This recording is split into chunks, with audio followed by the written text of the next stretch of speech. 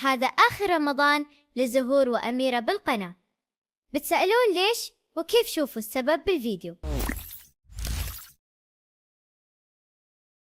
طبعا كلنا نعرف إنهم بيودعون قريب، واحتمال كبير بعد 3 شهور.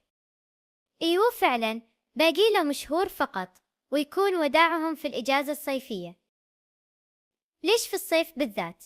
لأنه بعدها بندخل عام دراسي جديد، وأميرة بتكون ثالث متوسط وزهور ثاني متوسط.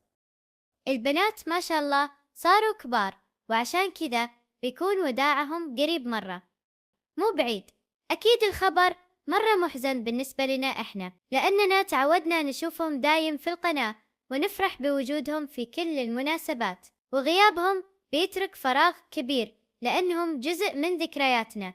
لكن بالنهاية هذه سنة الحياة، وكل وحدة عندها طريق تكمل فيه، وإحنا ما نقدر إلا ندعي لهم بالتوفيق في دراستهم وحياتهم الجاية. ورغم إن زهور وأميرة بيغادرون الفرقة، فقناة أطفال ومواهب مستمرة بكل نجومها، وبتواصل تقديم أحلى الفقرات والبرامج اللي تعودنا عليها. ومع نجمات القناة بنشوف تقدم وتطور كبير، لأنهم دايم يبهرونا بإبداعهم. وبكذا نكون عرفنا السبب ليش هذا آخر رمضان لزهور وأميرة. لا تنسون لايك والاشتراك ومشاهدة الفيديوهات السابقة، ومع السلامة.